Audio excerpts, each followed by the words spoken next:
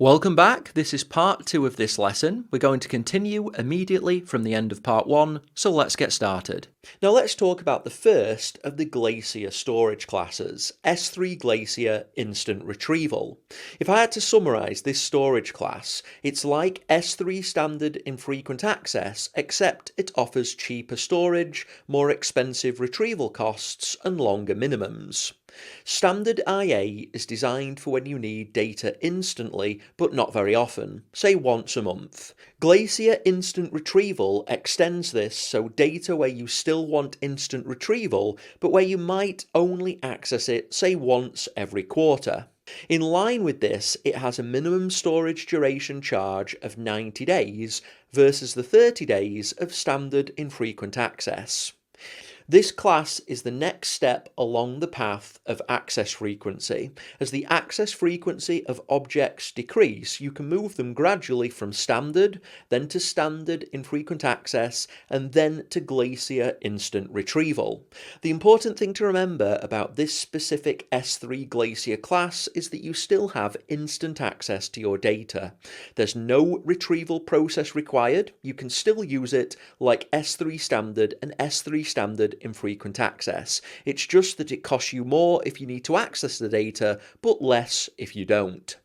Now let's move on to the next type of S3 Glacier storage class. And the next one I want to talk about is S3 Glacier Flexible Retrieval, and this storage class was formerly known as S3 Glacier. The name was changed when the previously discussed Instant Retrieval class was added to the lineup of storage classes available within S3. So Glacier Flexible Retrieval has the same 3 availability zone architecture as S3 Standard and S3 Standard Infrequent Access.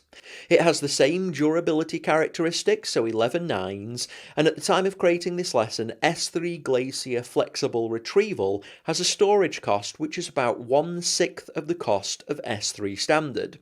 So it's really cost effective, but there are some serious trade-offs which you have to accept in order to make use of it. For the exam, it's these trade-offs which you need to be fully aware of.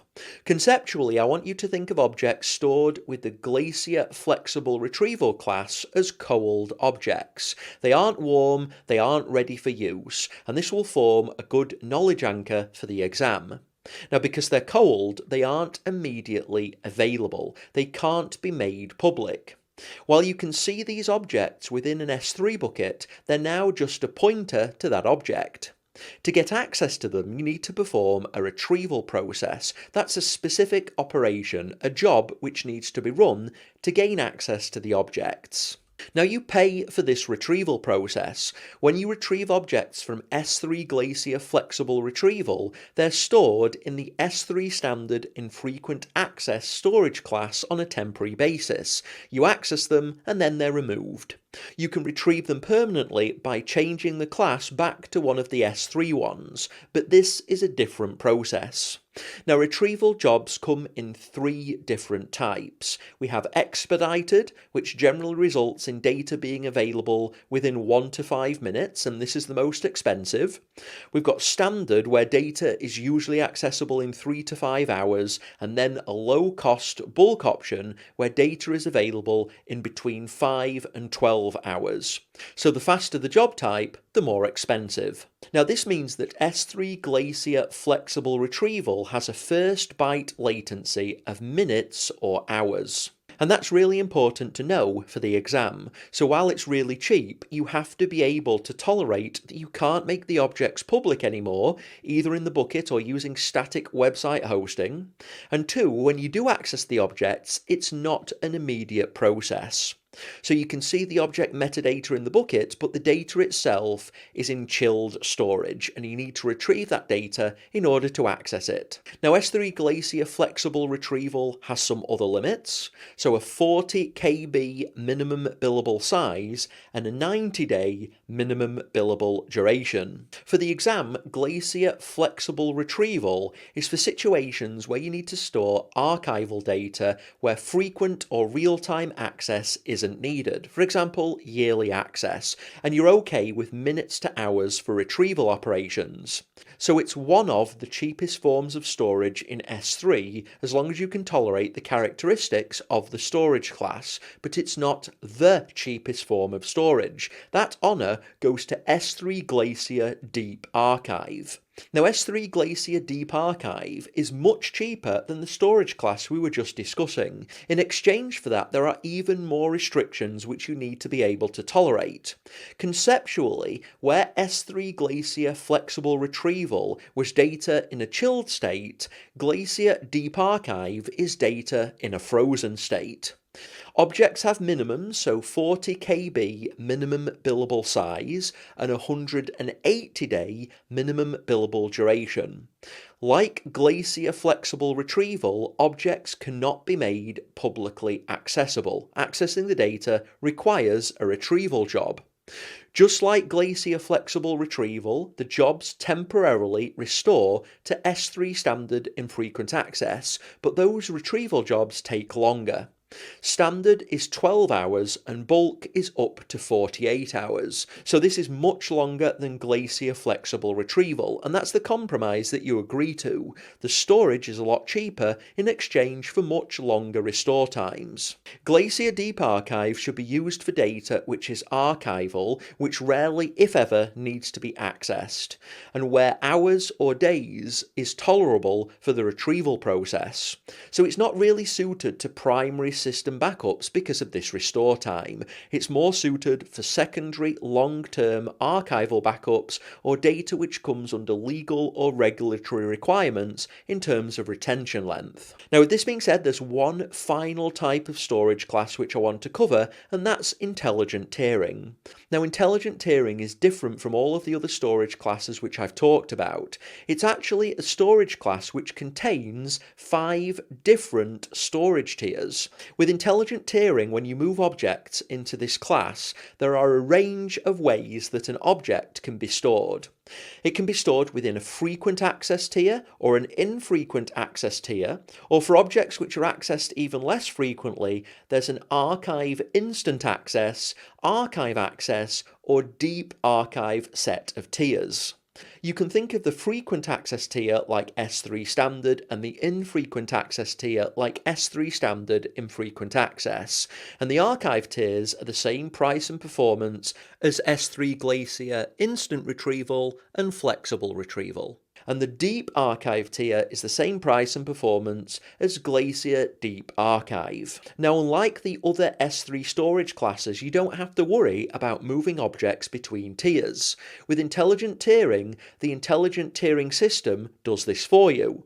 Let's say that we have an object, say a picture of Whiskers, which is initially kind of popular and then not popular, and then it goes super viral. Well, if we stored this object using the intelligent tiering storage class, it would monitor the usage of the object.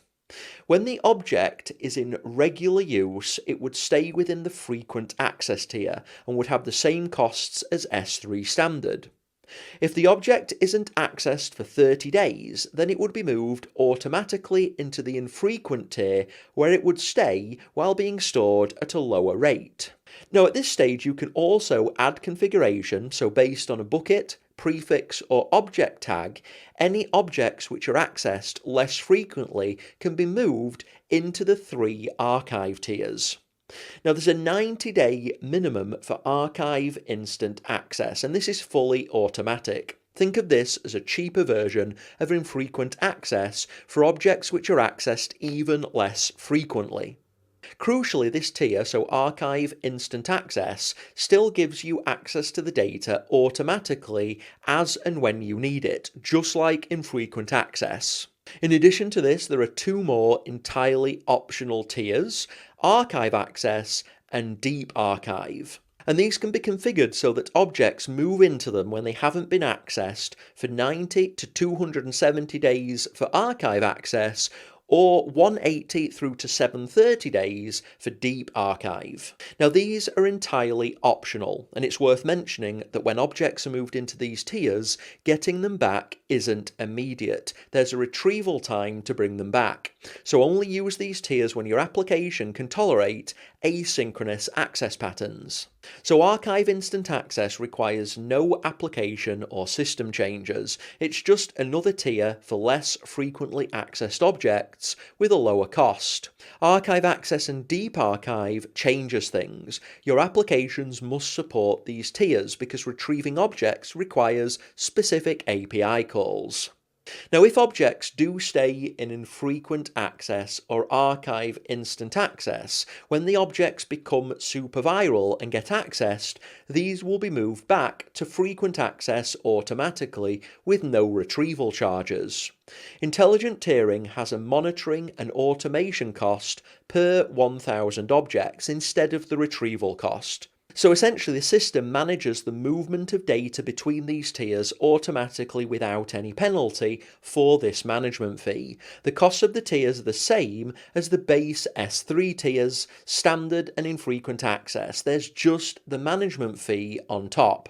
So it's more flexible than S3 standard and S3 infrequent access, but it's more expensive because of the management fee. Now, intelligent tiering is designed for long-lived data where the usage is changing or unknown. If the usage is static, either frequently accessed or infrequently accessed, then you're better using the direct S3 storage class, either standard or infrequent access. Intelligent tiering is only good if you have data where the pattern changes or you don't know it. Now, with that being said, that's all of the S3 storage classes which I want to cover. That's at least enough technical information and context which you'll need for the exam and to get started in the real world. So go ahead and complete the video, and when you're ready, I look forward to you joining me in the next.